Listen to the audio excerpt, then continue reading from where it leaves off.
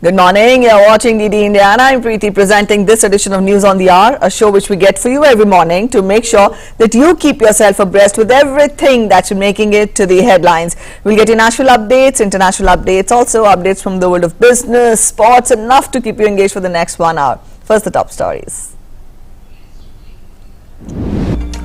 External Affairs Minister Dr. S. Zelenskiy to begin his official visit to Russia today to meet his counterpart Sergei Lavrov along with other dignitaries. Discussions are expected to cover bilateral issues as well as various regional and international developments.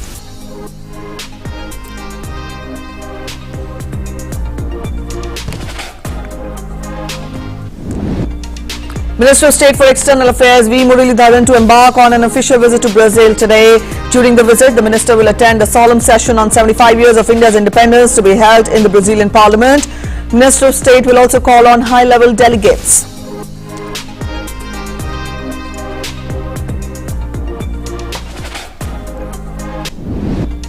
At COP27, India welcomes adoption of agenda from loss and damage.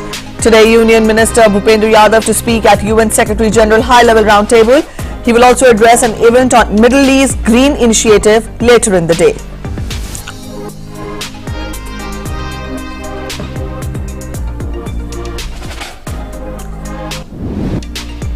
Ukrainian President Volodymyr Zelenskiy says Russia is suffering heavy losses in continuing fierce attacks in Ukraine's eastern Donetsk region.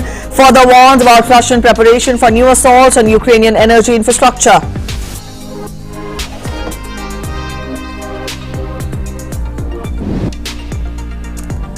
North Korea slammed South Korea-U.S. drills, calls the vigilant storm drills open provocation. Also vows resolute response to the drills. North Korea test fired multiple missiles, including a possible failed ICBM last week.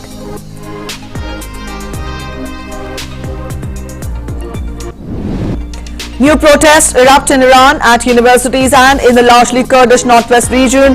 The protests, triggered by the death of Mahsa Amini, continue in its 7th week amid a fierce government crackdown.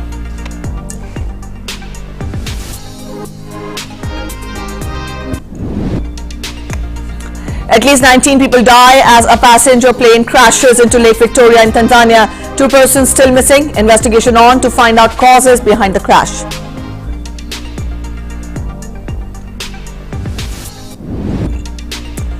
In sports, Holger Rune upsets Novak Djokovic to win Paris Masters, beats 6-time champion after coming from a set down to win 3-4-6, 6-3, 7-5.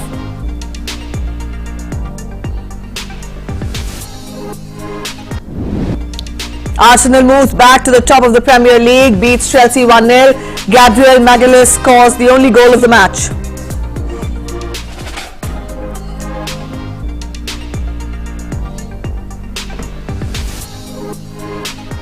Alright, those are the top stories. Let's get to the news in detail. Now, External Affairs Minister Dr. S. Zelenskiy will begin his 2-day official visit to the Russian Federation from today. During the visit, the minister will meet his counterpart, Sergei Lavrov. Discussions are expected to cover the entire range of bilateral issues as well as exchange of views on various regional and international developments. The minister will also meet Deputy Prime Minister of the Russian Federation and Minister of Trade and Industry, Denis Manturov, who is his counterpart for the India-Russia Intergovernmental Commission on Trade, Economic, Scientific, Technological and Cultural Cooperation. Issues pertaining to bilateral economic cooperation in various domains will be discussed. The visit will be in continuation of the regular high-level dialogue between the two sides. The minister had last visited Russia in July 2021, followed by a visit of the Russian Foreign Minister to New Delhi in April 2022.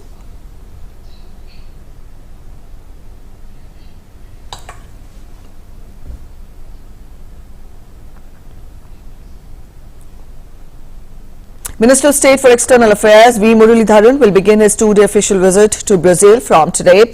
This will be his first ever visit to Brazil and is part of the high-level exchanges between India and Brazil. During the visit, the minister will attend the solemn session on 75 years of India's independence tomorrow.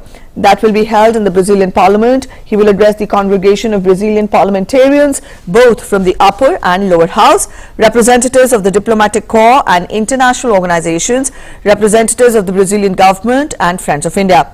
During the visit, the minister will call on Vice President of Brazil and have interactions at the Brazilian Ministry of Foreign Affairs. He will also meet the Indian community at Sao Paulo and also participate in a reception in Brasilia with members of the Congress and Senate, diplomats, members of Brazilian government and the Indian community.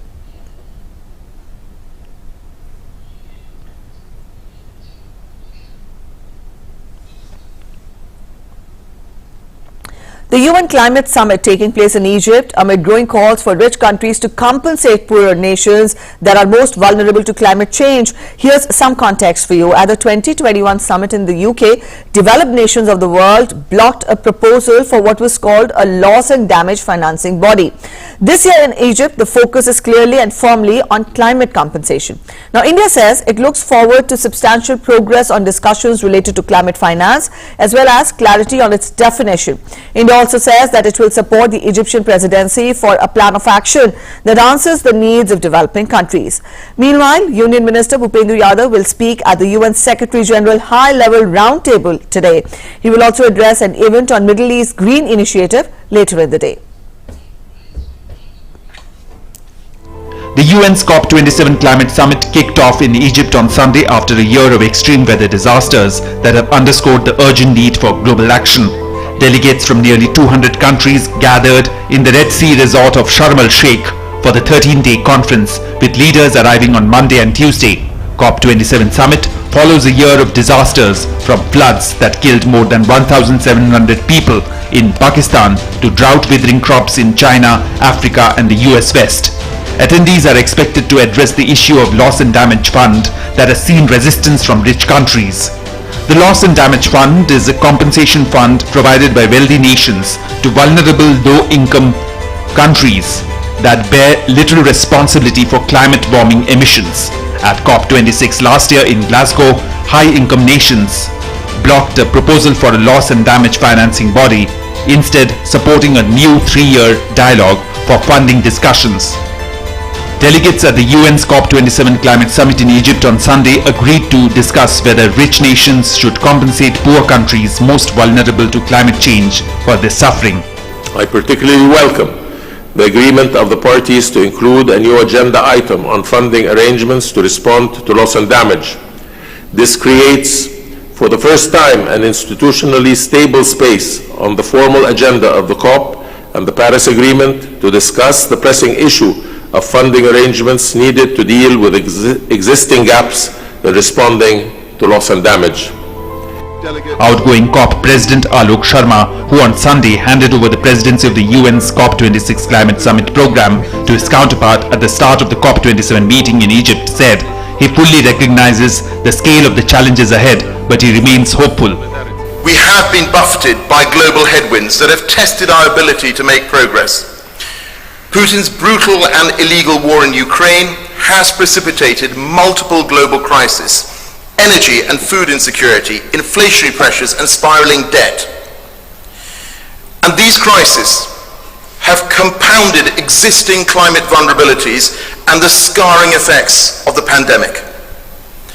And yet, despite this context, there has been some progress in implementing the commitments that we delivered in Glasgow. Over 90% of the global economy is now covered by a net zero target, up from less than 30% when the UK took on the COP26 role. Meanwhile, India has already set itself tougher targets for cutting carbon dioxide emissions and increasing its clean energy generation capacity by 2030, largely off the back of significant progress in its solar power industry. Union Minister of Environment, Forest and Climate Change, Bhupendra Yadav, is leading the Indian delegation at the 27th session of Conference of Parties of the UNFCCC. In a statement, the Ministry of Environment said, India is fully engaged with the process and is supportive of the efforts by the government of Egypt for substantive outcomes at COP27. India looks forward to substantial progress on the discussions related to climate finance and clarity on its definition. India will support the Egyptian presidency for a plan of action that answers the needs of developing countries. Adaptation and loss and damage are two issues at the center of attention, and the progress on these two issues will complement each other. On the global goal on adaptation, there needs to be significant progress on actions indicators and metrics. India will emphasize again on its invitation to all countries to join the LIFE movement, Lifestyle for Environment. As COP27 opened, the UN released a new report it described as a chronicle of climate chaos. The need for action was laid bare in the latest report from the UN's World Meteorological Organization. In the State of the Global Climate Report 2022, scientists estimate that global temperatures have now risen by 1.15 degrees Celsius since pre-industrial times, and said the latest 8 years were on track to be the warmest on record. The urgency of the climate change issue has been evident during the past 12 months, with devastating flooding in Pakistan as well as in places including Nigeria and extreme heat in Europe. UN Secretary General Antonio Guterres said on the release of the report that it was clear the planet is sending a distress signal. DD India. Alright, to get us more on that, our correspondent Tapas is joining us. Tapas, good morning. We've told our viewers, we've given a backgrounder to our viewers about the ongoing COP27 in Egypt. Now, climate financing, climate compensation is high on the agenda this time around. And also, I would want you to spell out more details on the loss and damage financing body. That, I believe, is the bone of contention in last year's edition. So let us get more details and acquaint ourselves with inputs from you on this first. Yes, so let's start with the fact, the loss and damage. For the uninitiated, loss and damage is an irreversible cost of both economic and non-economic incurred due to the extreme weather, and that takes place, for instance, of hurricanes, or for that matter, wildfire, and so on and so forth. And also the climate, the way the climate is, the disturbance that is currently taking place, and the most of the countries which are suffering from that are the one which are developing countries, and the countries which are on the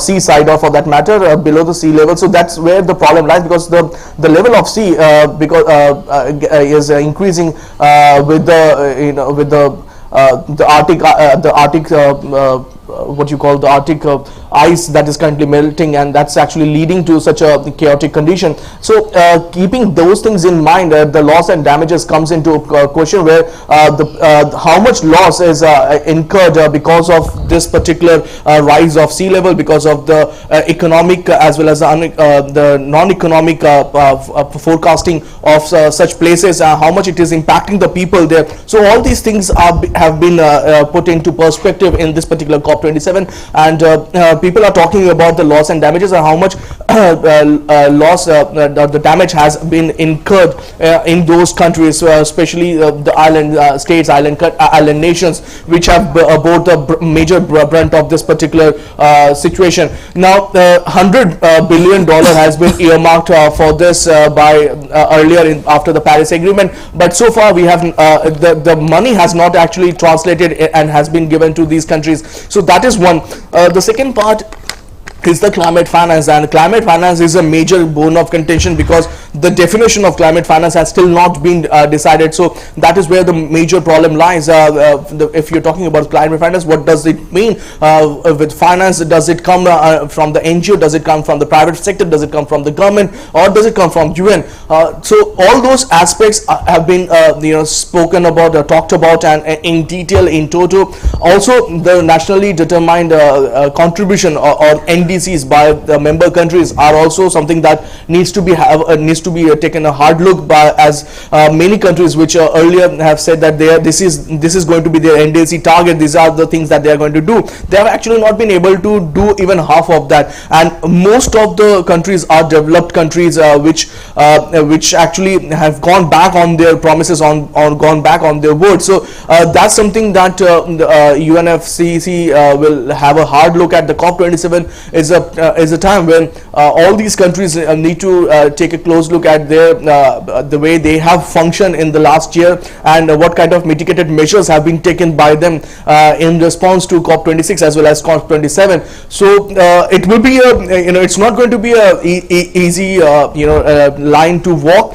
It's going to be what we can tell you is that looking at what in COP26 as well as in COP27, it's going to be a major thought process that will go in, and a lot of people will be, the south as well as the north will have a major say on this. The developing countries, the gap or the the point that developing countries are going to make is going to be heard. So hopefully COP27 is going to be a place where walk the talk is going to take place, and it's going to be a COP for action, not just COP for work. Okay, so indeed it would be a Herculean task up the sleeves of the member countries, but Tapas, let us get more details from you on India's participation at the forum. And also we've specifically told our viewers that India has been vehemently talking of climate financing, which also is more or less the echo of the developing countries as a whole. Get us more details on that as well. So India is currently leading a group of like-minded countries, and it is also a major player or leader when it comes to the South Bloc and developing countries, and that's the point they are talking about. So there are a couple of points that are very important here, a couple of major bone of contention in COP27. It was there in COP26 also, but this time the differences have come out in very openly. The first is, as I mentioned, about the monetary aspect, the finances, the climate finance that we have been talking about, who is providing how much finance and in which way. So India is saying that because of ambiguity in its definition, the countries which are supposed to get climate finance are not getting the benefit of that, and the major countries which are actually bearing the brunt of this whole thing is the developing countries, and they are not getting the technology transfer, b the climate finance to move from their energy requirement from the non-renewable sources of energy to the renewable sources of energy. So that is the two major points that are currently going on. The third other point is that the NDCs that I have mentioned, the developed countries, as per their own charter, they are supposed to hold down or follow the nationally determined targets, but it's not happening, and that's where a major problem is happening. And India has, as you have already mentioned, that it has started the life movement, sustainable development. So it is leading the bandwagon, it's leading the group of like-minded countries in making sure that sustainable development became the buzzword, not just in writing but in practice, and that is where the major goal is going to be. And for our viewers, for the first time ever in COP, we are having a India pavilion in Egypt. So all India's work, yes, so all of India's work will be showcased there. That was our correspondent Tapas spelling out more on the agenda that is to be taken up when we talk of COP27 that is underway in Sharm el-Sheikh in Egypt, and also India's stand and India's participation at the forum. We'll keep you updated. Also, climate activists picketed calling for urgent action as delegates gathered on Sunday for the procedural opening of the COP27 in Egypt. Youth are all set to be negotiating for their future at the conference, calling for leaders to commit to climate justice and to effectively implement discussions on climate compensation as pledged during the very first day of the Sharm el-Sheikh's meeting. A few activists protesting outside COP27 venue said protests remain a vital method of communicating demands to leaders. This year, for the first time in the history of COP, children will also have an official space at the UN Climate Change Conference, allowing them to hold discussions and policy briefings with the youth. Protests are always important, but especially at COPs, because this is where world leaders and people in power gather to discuss the fate of humanity and the world in itself. And that is why a lot of activists come to observe those negotiations and understand where we're heading, because this is the future of our planet in the hands of few. And protests are a means out of many methods to convey what we are feeling and what we want for each other and for the planet. Up next, we're heading for a short break. Keep watching News on the Hour.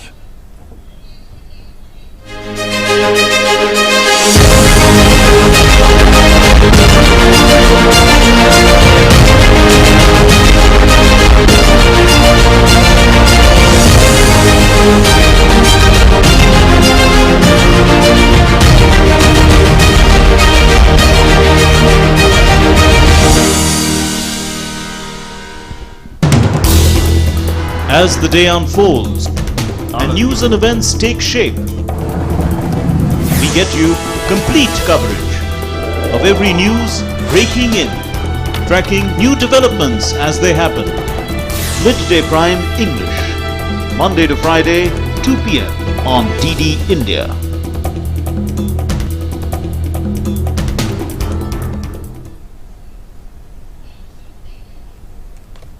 Welcome back after the break. South Korea's Joint Chiefs of Staff said that a South Korean ship had recovered debris believed to be part of a North Korean short-range ballistic missile that landed off the south coast last week.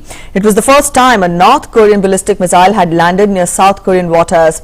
The South Korean Navy rescue vessel used an underwater probe to recover the parts, which are being analyzed.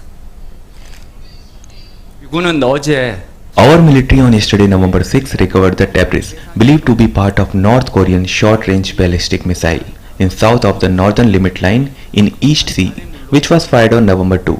The related organizations are conducting rigorous analysis. Earlier in the day, North Korean military described the recent U.S.-South Korean military exercises as an open provocation and dangerous war drill and has threatened to respond to them with sustained, resolute and overwhelming military actions. Last week, North Korea test-fired multiple missiles, including a possible failed intercontinental ballistic missile or ICBM, and hundreds of artillery shells into the sea as South Korea and the United States carried out 6-day air drills until Saturday. The North military said that vigilant storm exercises were an open provocation aimed at intentionally escalating the tension and a dangerous war drill of very high aggressive nature. In the vigilant storm drills, hundreds of U.S. and South Korean jets, including potent B-1B heavy bombers, participated in an action that, according to the South Korean Joint Chiefs of Staff, showed the capability and readiness to firmly respond to any provocations from North Korea.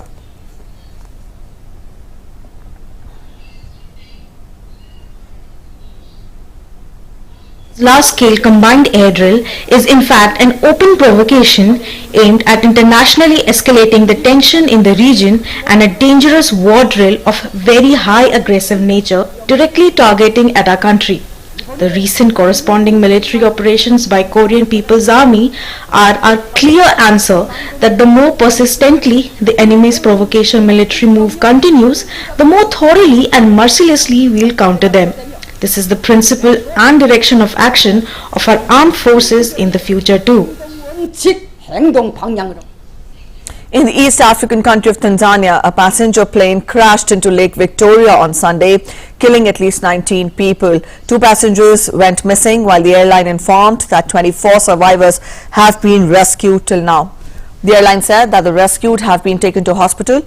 The deadly incident happened when the plane operated by Precision Air was attempting to land at a nearby airport during storm and heavy rainfall.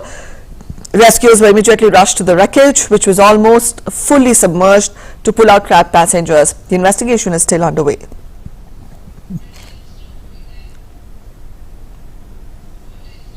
We will continue to provide support for the victims and their families here in Dar es Salaam and Bukoba. We ask the affected families to remain calm at this time while the evacuation process is ongoing. The report we have is that people who were rescued were taken to a government hospital and are receiving treatment. We have opened the center for the sake of passengers who are affected and the relatives who are following the rescue efforts. The Center Family Assistance. We have opened family assistance centers to provide information of the incident. We urge journalists to disseminate the correct information from reliable sources. And updates from the war in Ukraine now. Heavy fighting continues in Ukraine's eastern Donetsk region. Ukrainian President Volodymyr Zelenskiy claimed that his forces have been inflicting heavy losses on Russian military in eastern Donetsk region. He also blamed Moscow of preparing for fresh assaults on Ukrainian energy infrastructure. Zelensky said that he believed Russia was concentrating forces and means for a possible repetition of mass attacks on our infrastructure, energy in the first instance. Very harsh Russian attacks on the Donetsk region continue. The enemy suffers serious losses there, but despite everything, despite any losses, continues to drive its mobilized and mercenaries to their deaths. I thank all our soldiers who are withstanding this truly terrible pressure, who remain steadfast and heroically defend our positions. Ukrainian efforts to defend the territory are on, thwarting Russian forces even in Moscow-held regions. In latest development, the head of Russian-backed Donetsk administration said that Ukrainian forces shelled Zelenskiy district in Donetsk on Sunday. Alexei Kolemzin also said that Ukrainian troops also hit Baranovsky district of the city. A residential house was almost totally destroyed, but no casualties have been reported. A neighbor said that the owner was lucky enough not to be in the house at the time of shelling. Donetsk city has been controlled by the Russian-backed Donetsk People's Republic since 2014. Russia moved in September to annex Donetsk, Luhansk, Kherson and Zaporizhia regions of Ukraine in the biggest expansion of Russian territory in at least half a century. And Amorosivka witnessed tearful scenes as Ukraine freed fighters affiliated with the Russian-installed administration of Ukraine's eastern Donetsk region. The prisoners were freed in a prisoner swap with the Ukrainian military on November 3rd, with the two sides in the 8-month-old conflict releasing 107 captives each. Prisoner exchanges have been a regular occurrence during the conflict, with both military personnel and high-ranking politicians released in swaps. In the midst of the unabated war in Ukraine, U.S.'s National Security Advisor Jake Sullivan held undisclosed talks with top aides of Russian President Vladimir Putin. As per the U.S. and its allied officials, Sullivan has warned Moscow against using nuclear or other weapons of mass destruction in its war with Ukraine. The officials said that the U.S. national security has been in contact with Yuri Oshakev, a foreign policy advisor to Putin. Sullivan also has spoken with his direct counterpart in the Russian government, Nikolai Patrushev. The officials informed that the objective of the talk has been to guard against the risk of escalation and keep communication channels open and not to discuss settlement of the war in Ukraine. Although the White House hasn't publicly acknowledged any calls between Sullivan and any senior Russian official since March. Shifting focus, protests over the hijab row have seemed to be escalating in Iran on Sunday as demonstrators are still keeping 7-week anti-regime movement going, even in the face of a fierce crackdown at universities and largely in the Kurdish northwest. According to the Norway-based Hengor rights group, the fresh string of protests soared as security forces opened fire on Sunday at a protest in Muraleedharan, a town in Kurdistan province, wounding 35 people, though it was not immediately possible to verify the toll.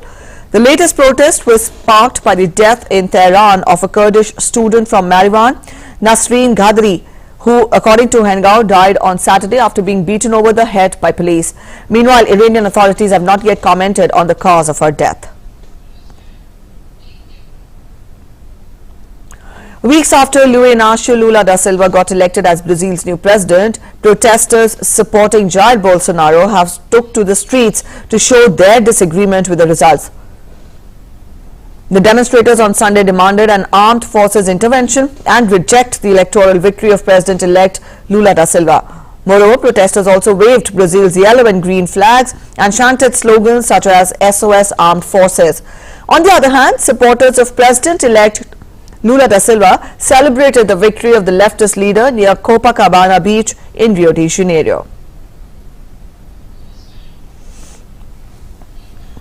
Nicaraguan President Daniel Ortega cast his vote on Sunday as the ruling Sandinista National Liberation Front party looked set to sweep the nationwide mayoral polls. The Sandinista party participated in the local elections together with 5 other political parties considered collaborators of the ruling party by the Nicaraguan opposition. The elections were preceded by arrests and repression against opponents and their families. In recent months, authorities of Sandinista government have detained opposition figures and priests, while others have gone into exile.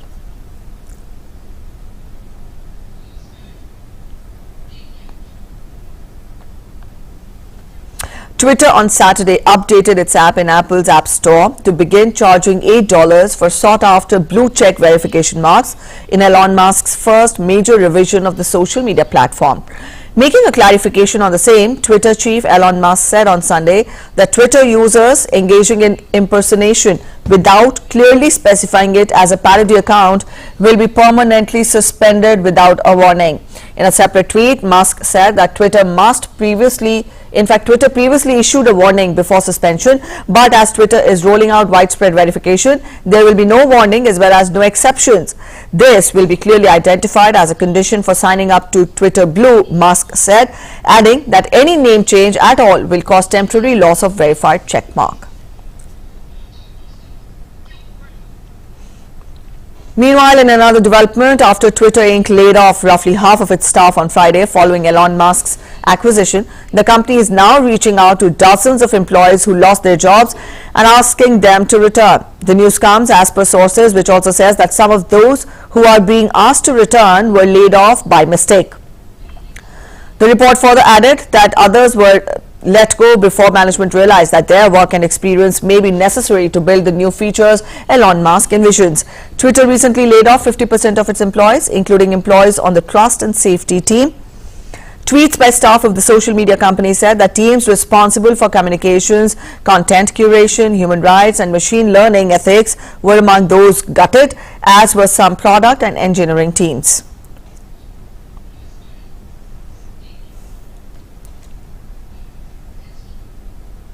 After Twitter, Meta Platforms Inc., the parent company of Facebook, is planning to begin large-scale layoffs this week that will affect thousands of employees. The Wall Street Journal reported on Sunday, citing people familiar with the matter, with an announcement planned as early as Wednesday.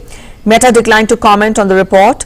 Facebook parent Meta in October forecasted a weak holiday quarter and significantly more costs next year, wiping about $67 billion off Meta's stock market value, adding to more than $500 billion in value already lost this year. The disappointing outlook of Meta is contending with slowing global economic growth, competition from TikTok, privacy changes from Apple, concerns about massive spending on the metaverse, and the ever-present threat of regulation. Taiwan's Foxconn, Apple Inc.'s biggest iPhone maker, said on Monday that it was working to resume full production at a major plant in China's Zhengzhou as soon as possible after it had been hit by COVID curbs, and also revised down its fourth quarter outlook.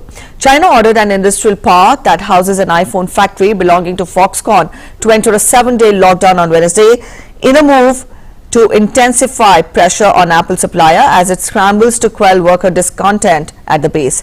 The Zhengzhou Airport Economy Zone in central China said that it would impose silent management measures with immediate effect, including barring all residents from going out and only allowing approved vehicles on roads within that area. Foxconn, world's largest contract electronics maker, said in a statement that the provincial government in Henan, where Zhengzhou is located, has made it clear that it will, as always, fully support Foxconn in Henan.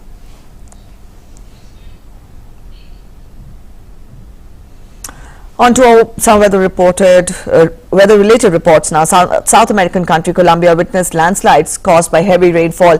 In northern Colombia, the landslides destroyed at least 70 houses. The houses collapsed after more than 24 hours of heavy rains in the village of Piojó, Atlántico department said. So far, 82 families have been evacuated from the disaster site. The rains also destroyed several graves in the local cemetery. Heavy rains also lashed the port city of Cartagena, causing flooding and landslides. And according to the Colombian authorities, heavy rains have resulted due to low pressure system over the Caribbean Sea and also part of the Atlantic Ocean.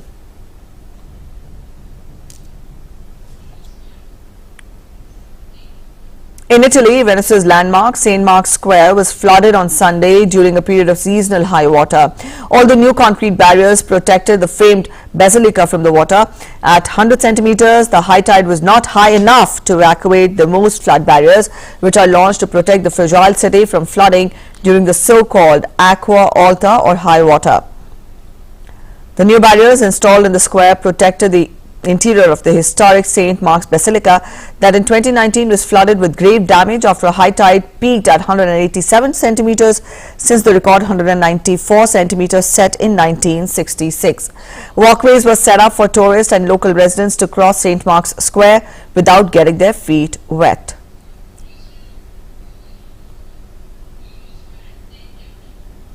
Up next, we're heading for a short break. When we come back, we'll get to the sports updates. Stay with us. The changing world of news. Headlines that you wake up to. News that shapes your day. Stories that matter to you. The latest and most accurate updates.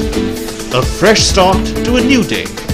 The Breakfast News, Monday to Friday, 8 a.m. on DD India.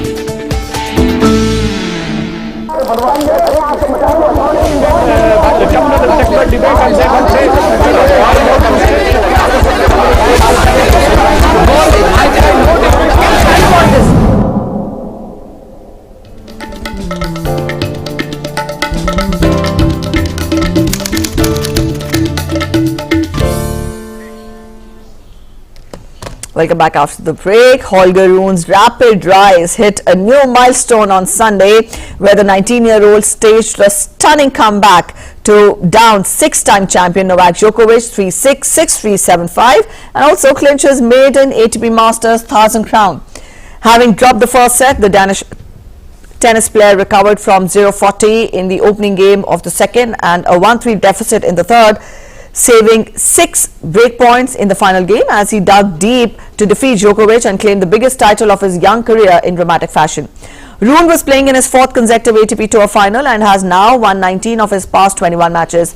The Dane's title run in Paris will also lift him to a career high number 10 in the Pepperstone ATP rankings on Monday. The win against Djokovic also made it 5 top 10 wins in as many days for Rune, who moved past Hubert Hurkacz, Andrei Rublev, Carlos Alcaraz and Felix Auger-Aliassime to reach his first Masters 1000 final. First, Arsenal brushed aside Tottenham, then overcame Liverpool, and now the Gunners will spend another few days at the top of the Premier League table after another tournament and win over Chelsea. After Manchester City went to the summit on Saturday, courtesy of Erling Haaland's 95th minute penalty against Fulham, Arsenal responded with a 1-0 win at Stamford Bridge. Mikel Arteta's side are 2 points clear of second place City after 13 matches. City, chasing a 5th title in 6 seasons, will return to the top if they beat Brentford at Etihad Stadium next Saturday in the early kickoff. However, Arsenal will get to spend the following 6 weeks at the summit if they defeat Wolves at Molineux on the same day in the late kickoff.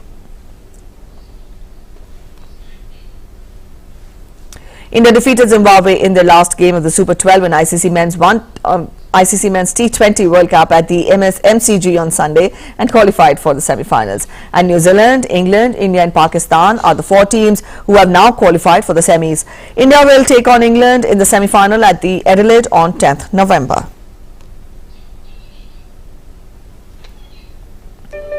Team India defeated Zimbabwe by 71 runs in the last game of the Super 12 at the Melbourne Cricket Ground on Sunday to set up a semi-final clash with England. India posted a mighty target of 187 runs, which Zimbabwe failed short by 71 runs and bundled out for 115 runs in 17.2 overs.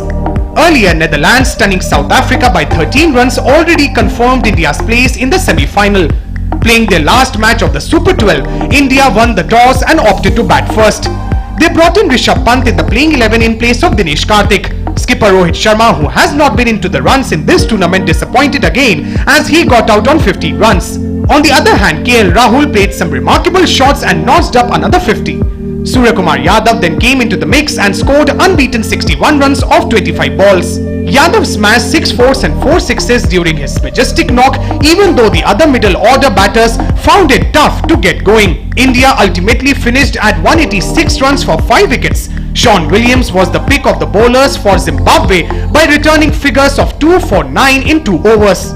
Chasing a mammoth 187 runs, Zimbabwe didn't have a good start and suffered an early collapse, losing half of their side for just 36 runs.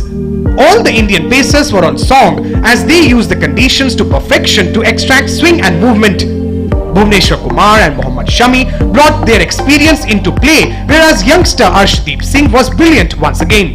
Ravichandran Ashwin starred with 3 wickets for 22 runs in his 4 overs as India bundled Zimbabwe out for 115 runs.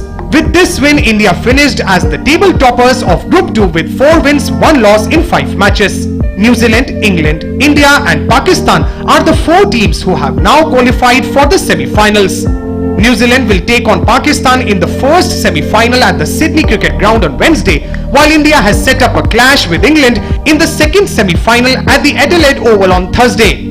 Winners of these 2 semi-finals will go head-to-head in the final scheduled on 13th of November at the Melbourne Cricket Ground for the T20 World Cup trophy.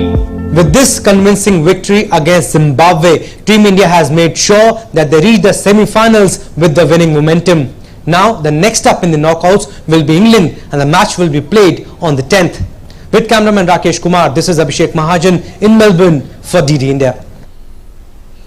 And with India reaching the semi-finals of the T20 World Cup, fans are also very excited as they will be wanting to see India lifting the cup after 15 years. But they also wish that India faces Pakistan in the final. Let's hear their expectations. Alright, another convincing victory by Team India. They beat Zimbabwe by 71 runs and they've topped the group with 8 points, and they'll play England now in the semis at Adelaide. We have some fans with us. We'll try and talk to them. How do you want to celebrate India's victory, and what a convincing victory by India beating Zimbabwe? First of all, we thank Sudarshan giving opportunity for us to speak, and it's a wonderful victory, and especially MCG, it's a very lucky ground for India so far. Like the first match between Pakistan, now the next match with Zimbabwe. If you see 5 matches that India have played, they have won 4 matches, and in 2 matches Virat Kohli got man of the match, and in 2 matches Surya Kumar was the player of the match. You think their role will be very important against England in the semi-finals? Yes, absolutely. Kohli and Surya Kumar Yadav are the 2 most important players in our team. What we have to also remember is that England has got a very strong batting lineup that is not delivered as yet, right? So you cannot take them lightly. The batting order is pretty tall.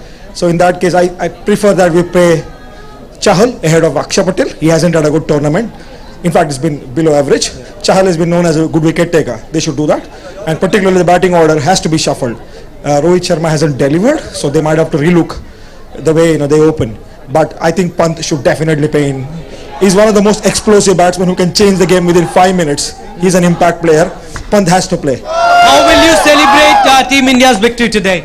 It was fabulous, like so much energy at the MCG, like almost similar to what India and Pakistan was, and like we are hoping to see India Pakistan again in the finals. So everyone is convinced here that Team India is going to win the World Cup after 15 years? So can we have a final cheer for Team India?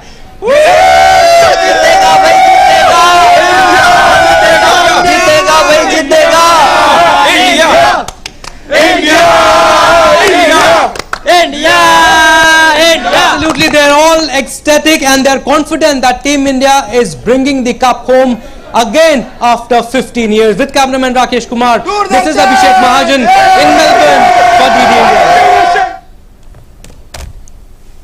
And Pakistan and India have joined New Zealand and England in confirming their semi-final spots at the ICC Men's T20 World Cup. India topped Group 2 after winning 4 of its 5 matches and will now play England at the Adelaide Oval in semi-final 2 on Thursday, 10th November.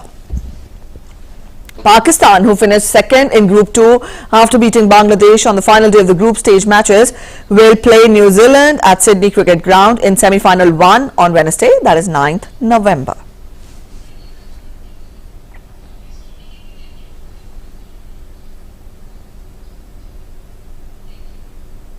A quick break up next. Stay with us.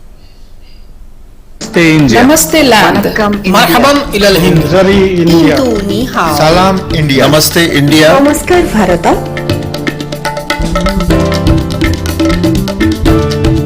Nous sommes l'âme. Nahnu hunud India. Ma Hindi Hasti. Hindian. Salam Hindustan. We are India.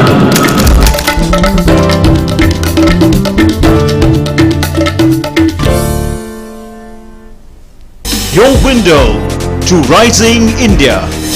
India's voice on global platforms. Latest news from India and around the world. In-depth analysis of global headlines. Watch DD India in your country. Available for downlink in Central Asian countries. STTV broadcast is available through the satellite GSAT 17 at 93.5 degrees east.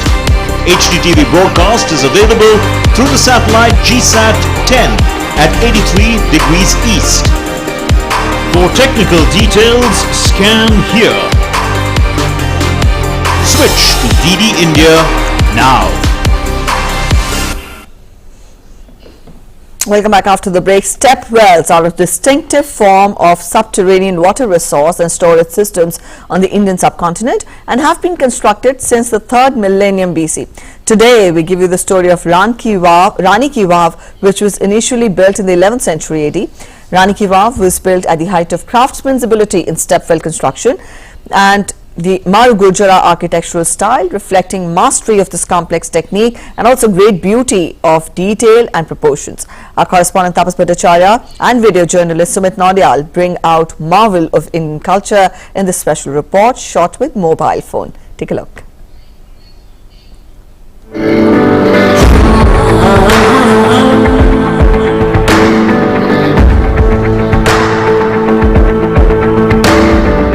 Stepwell or Bauli, as it's known in Hindi, is found all across the country, especially on those places which has a water scarcity issues. I'm going to today give you the story of Rani Ki Vav, which was forgotten in history but now is known as one of India's finest cultural heritage. In fact, it has made it to UNESCO's cultural list.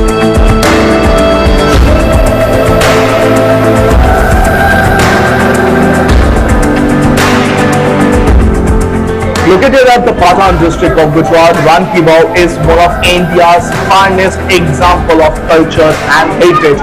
This particular structure was built in the 11th century and it was attributed to Udaymati, who is the daughter of Kengra of Saurashtra and the queen and the spouse of the Chalukya king Bhima I. And this particular whole structure was rediscovered in 1940 and it was restored in 1980 by the Archaeological Survey of India, and it has been listed as one of UNESCO's World Heritage Site since 2014. This particular structure is one of the finest and one of the largest example of its kind. This particular step wall was designed as an inverted temple, highlighting the sanctity of water, and it's divided into 7 layers of stairs that you can see. All the 7 layers of stairs has different sculptures, and there are more than 500 principal sculptures and more than 1,000 minor sculptures that are there, which combines the religious and the mythological history of the country.